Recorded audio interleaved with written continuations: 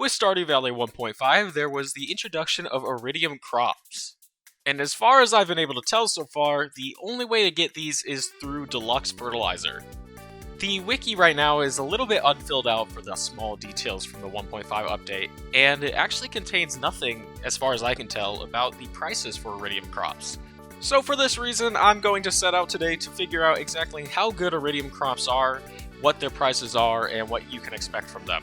So I went ahead and hoed out a small field and put down some deluxe fertilizer, and I'm actually planting a variety of crops here just to make sure we have our bases covered. After getting all of my seeds planted, I went ahead and used a mod to instantly grow all of my crops. And almost immediately into the harvesting process, I ran into something that is a little bit weird. After harvesting my summer spangle, some of them had this icon next to them. I really don't know what it is. I'm almost guessing that it's maybe something to do with it being iridium, but not being able to be iridium. I couldn't find any information about this online. I really don't know what to think about this, but if anyone knows anything about this, please let me know. I'm very curious to see what the situation is with those crops. I've never even harvested a summer spangle before though, so maybe that's completely normal and I'm just being stupid. I don't know. But anyways, I harvested the rest of my normal crops and I got what I expected. So I have at least a few iridium crops of each type, and now it's time to sell them. So after putting the crops in the bin, I headed off to bed so that we could get the final price tallies. Okay, so this actually was way better than I expected. Looking at the ancient fruit alone, for example, its base price with the tiller profession, because I do have that on, is 605 gold. And with the ancient fruit, it actually doubles it.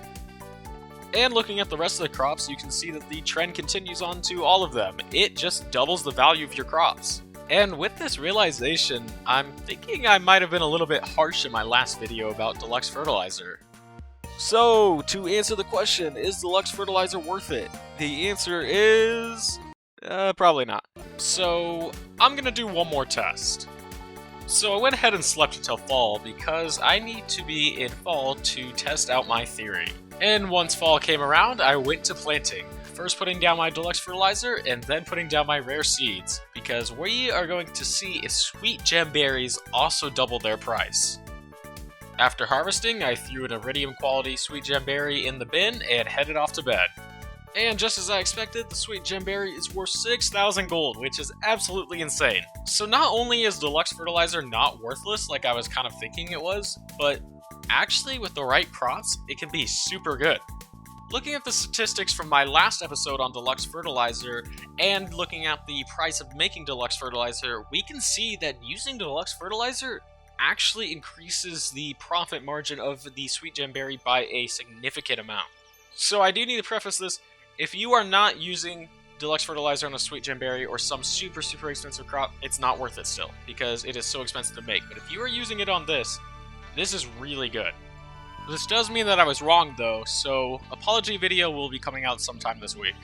But anyways, main thing to take away, iridium crops will always be double what your base crop value is. So if you have the tiller profession plus 10%, it'll be double that. If not, it will be double the base value.